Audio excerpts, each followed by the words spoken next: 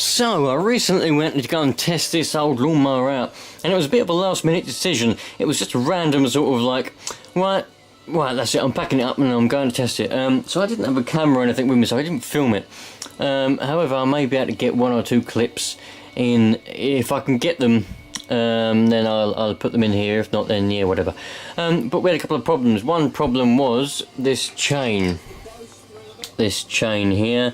One of the links is a bit weak. That's the one there, look. It's a little bit weak. Is it going to focus? There we go. You see it there. It snapped essentially. One side of it snapped and it's made the chain bent. It's not to one side. So that means that it keeps coming off. So what am I going to do? What am I going to do about that? Well, I think what I'm going to do is I'm going to do my usual bodge it up and run away. No, I'm gonna try and bend it back into shape a little bit and put it back on, and I reckon, you know, if I go easy, it'll be alright for a while. I've tried to find a chain. Obviously I can find a chain if I really wanted to, but I've had a quick look on the internet to see if I can find the right size chain. I haven't found one that's any good.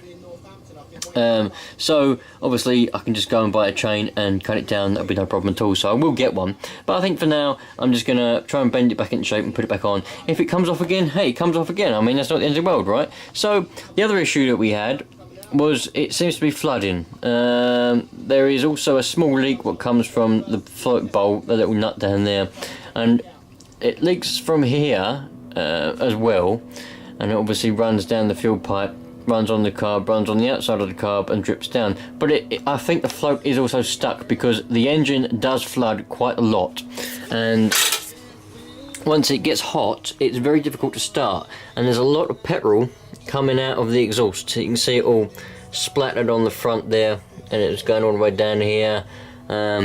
Petrol is all coming out of here. As you can see, some of it's splattered on there. So it's definitely flooding, and you can see a bit of remnants of it on the roller there, where it drips down and goes down there. That's from the leak on there. You can see that leak on there. That's not going to be causing the flooding issue. The flooding issue is the float stuck. I am 99% sure that the float is stuck, because the amount of flooding that happens with it is it's very, very, very smoky as well. Even we leaned it right out. I mean, I kept adding petrol to the tank, and to a point where I was getting a little bit, I was like, well, there's probably going to be hardly any oil in that tank now. So we kind of stopped doing that, but it was still smoking a lot, and the smoke went black rather than blue. So we know that there's definitely not enough oil in there, and it was just too much petrol getting in, and not the fact that it was too rich on the old oil. So what I'm going to do is I'm going to try and, well, I'm not going to try, I am going to take the float bowl off, and we're going to have a look at this float and see what exactly is going on inside that carburettor. Oh yes, first one. I thought it was about a 13. Right, let's take this off. Oh, doing it up. Is that doing it up? It was loose. That might not have been helping it. The fact that it was loose. But that wouldn't have been why it was getting stuck, I wouldn't have thought. Probably going to have a little bit of spillage of the old petrol here. Quite a lot of it's probably going to come out.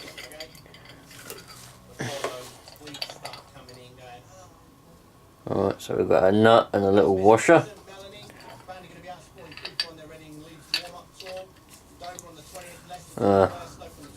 Don't tell me I've got to take the whole carb off in order to get the float out. I hadn't thought about that. Right, we'll have to do that back up, undo the carb and take it off of the engine, and get to it that way. Luckily it's fairly simple. You just got one bolt there, and it'll come off. I may need to go and get another spanner though. I may do. Nope.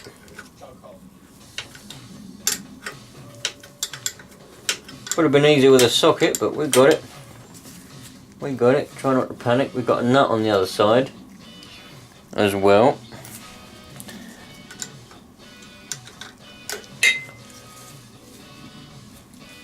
It's probably going to be on there fairly tight. It's been on there for 15 or so years.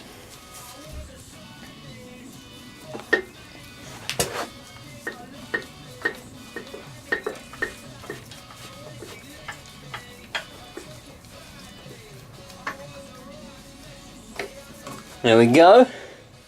Oh look, got a little bit of damage on there, look. Shouldn't think that would affect it. Well, I shouldn't think so. Let me just find that other nut. It's down here somewhere. There it is.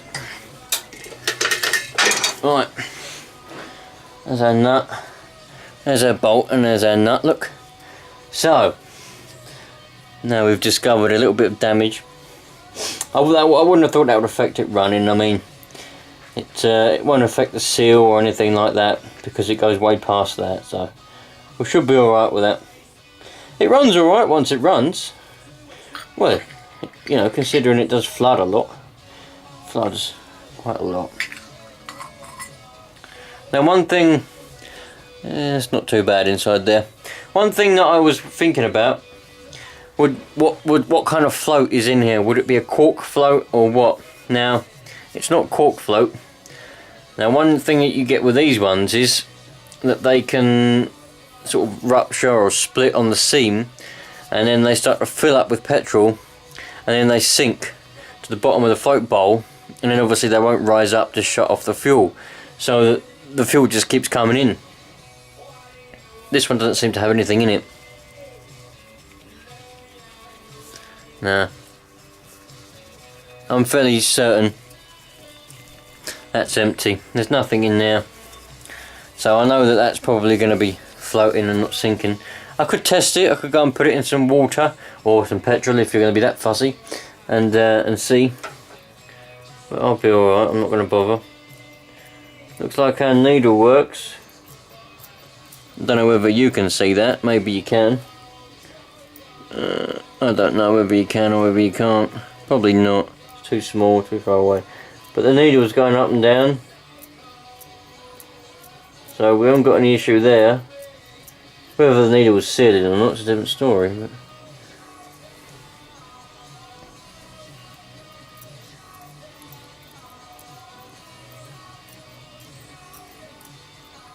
yeah, it's going up and down. So, alright. Shall I bother cleaning all that out? It's nothing that bad, it's just a little bit of stain. Nothing that's going to bother me. Let's put that back up in there. Like that. Put our little washer on. Put our little nut on the bottom. I don't know if this has got adjustable jets. Well, I think it has got adjustable jets. So that's done up reasonably tight now.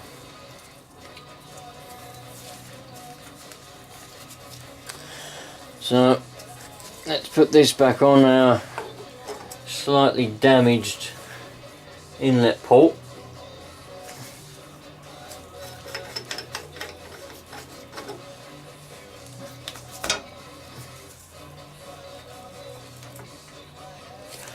There we go. Now, put that through there.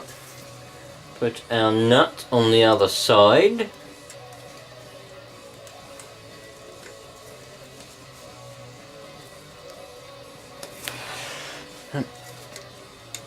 Undo it up.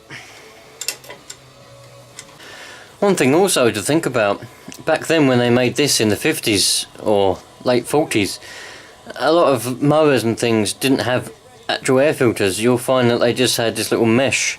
This is normal because, you know, back then, or even now, when you're just cutting a really fine grass on a cricket pitch or a really fine lawn, there's not going to be a lot of dust and a lot of debris. This will stop anything that's big enough to cause any damage, but it won't stop dust. But there shouldn't be much dust on a lawn, really.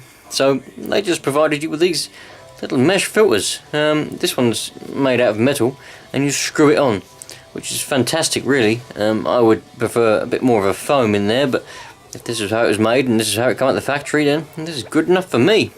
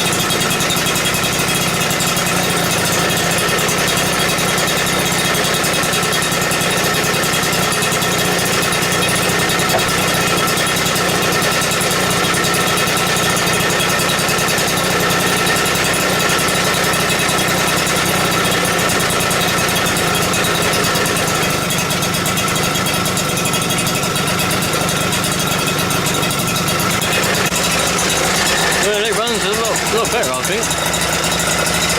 It's a little bit smoky, but it is a 2-stroke, remember?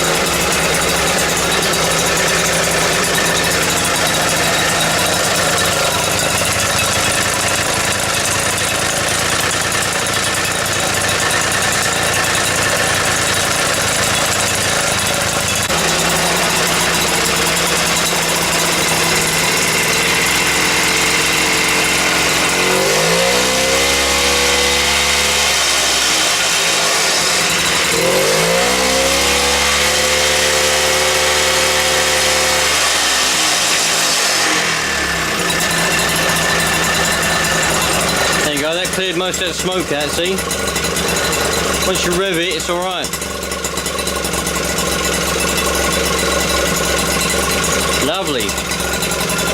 That's a job well done, isn't it, I reckon? Can't wait to go and test it again next now.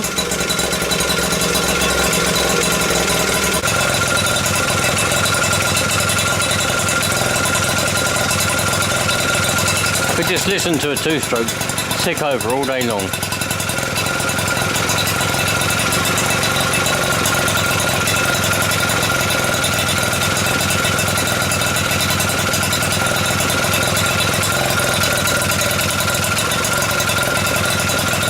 Sweet.